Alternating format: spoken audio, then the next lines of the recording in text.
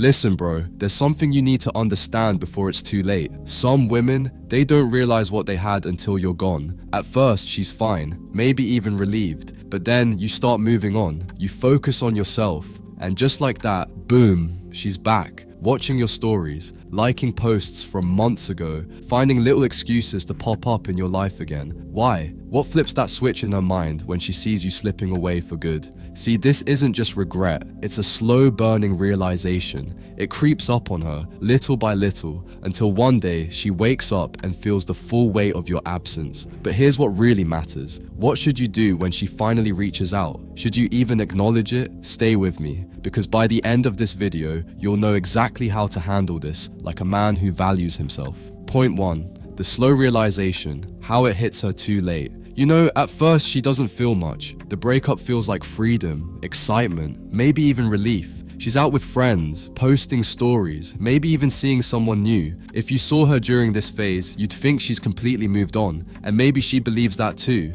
But then, something shifts. Time passes, the thrill of new starts to fade, and then she starts noticing things that remind her of you. That one song you both used to play on repeat, a certain place you always went together. Maybe she even catches herself using a phrase you used to say.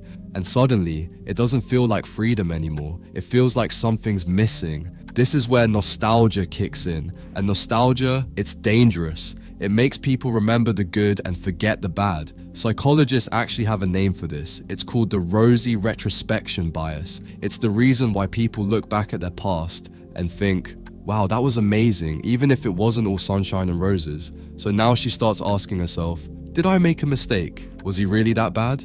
Did I take him for granted? But here's the thing, you don't feed into it. You don't text her, you don't check up on her, you stay silent. And that silence, it's louder than anything you could ever say. Because silence creates mystery. It makes her wonder. It makes her realize that you're not just waiting around, hoping she'll come back. And that's when it starts to hit her. She might have lost something she can't get back. Point 2. The subtle breadcrumbs, when she starts testing the waters. Alright man, here's where things get interesting. She won't just text you outright, at least not yet. Instead, she'll start dropping breadcrumbs. Maybe she suddenly watches your stories again. Maybe she likes an old post, one she had to scroll to find. Maybe she leaves a casual comment that seems innocent, but deep down, you know it's not. It's a test. She wants to see if she still has access to you. A friend of mine went through this exact thing. He and his ex went completely no contact for months. No calls, no texts, nothing. Then, out of nowhere, she viewed his story. A couple of days later, she liked an old post. And finally, she sent the classic, "Hey, hope you're doing well."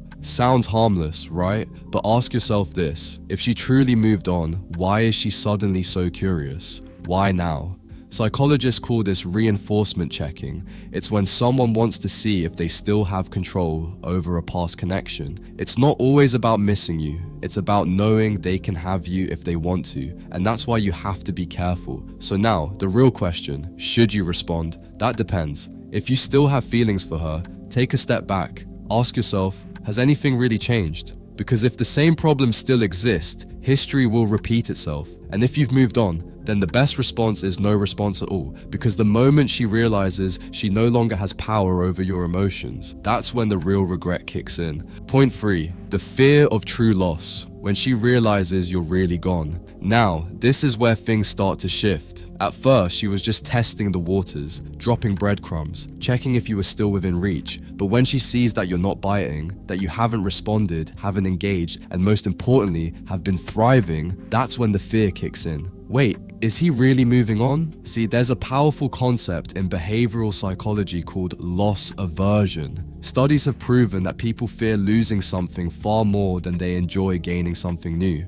In other words, the pain of loss is psychologically more intense than the joy of a new opportunity. That's exactly what's happening here. She might have thought she was fine. She might have even convinced herself that she wanted to move on. But now she's seeing a version of you that's unbothered, confident, focused on himself. And that's what shakes her. Because if she truly believed you would always be there, why would she ever feel the need to fight for you? She didn't feel urgency before because, in her mind, she still had you. But now she's realizing that she might have actually lost you for good. And that's when she starts questioning everything. Did I make a mistake? Was he actually the one? What if he moves on with someone else? That fear, the fear of true loss, is what makes people act. It's what makes them reconsider everything they took for granted. And it's exactly why the most powerful thing you can do is walk away with no hesitation. Point 4. When she finally reaches out, the moment of truth. So, she finally texts you, but don't expect a deep confession like, "I miss you,